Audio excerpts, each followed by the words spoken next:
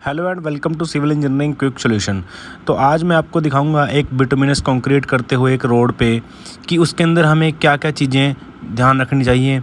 तो सबसे पहले तो बात करें बिटुमिनस कंक्रीट, जैसे कि आपको पता है जिसमें हम बिटुमिन और एग्रीगेट दोनों को मिक्स करके हम रोड के ऊपर एक लेयर बिछाते हैं जिसके ऊपर ट्रैफिक मूव करती है।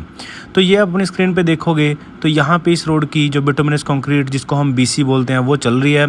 तो यहाँ पे आपको कुछ चीज़ें याद रखनी है, कुछ चीज़ें थोड़ी चेक करनी है। जैसे कि सबसे पहले तो हमें चेक करनी है क्वालिटी में आप जो एग्रीगेट यहाँ पे यूज़ कर रहे हो उसकी क्वालिटी चेक करोगे, उसके शेप साइज़, उसकी जो स्ट्रेंथ है वो सब कुछ चेक करोगे आप। उसके अलावा जो आप बिटुमिन इसके अंदर हम यूज़ करेंगे उस बिटुमिन में आप उसका पेनिट्रेशन टेस्ट करोगे, डक्टिलिटी टेस्ट करोगे, सॉफ्टनिंग पॉइंट टेस्ट करोगे, विस्कोसिटी टेस्ट करोगे। ये सब कुछ टेस्ट करके ही आपको उस बिटुमिन की क्वालिटी का और उसकी स्पेसिफिकेशंस का पता लगेगा।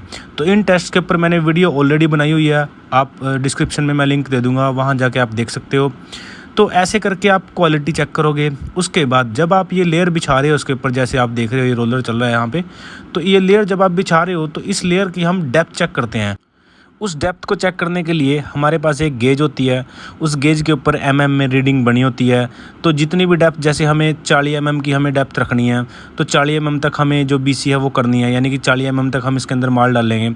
तो 40 हम उस डेप्थ को आफ्टर रोलिंग करने के बाद फिर देखते हैं हम, यानी कि कॉम्पैक्शन के बाद 40 जो है वो डेप्थ आनी चाहिए।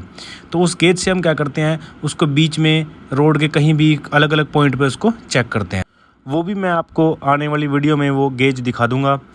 तो ऐसे करके हम डेप्थ चेक करते हैं जितना हमने इसके अंदर माल डाला है। तो ये सब चीज़ें थोड़ी सी आपको ध्यान रखना है इनको, क्योंकि जो भी कॉन्ट्रैक्टर होता है वो उस टाइम पे जो कम माल डालना चाहता है वो कुछ अपना पैसे बचाना चाहता है, तो इस वजह से वो गेज में भी कुछ हेरा फेरी कर देते हैं कई बार। तो वो भी आपको अच्छे से देखना है कि उसकी जो प्रॉपर लंबाई है, जो लेंथ है गेज की, वो है या नहीं है।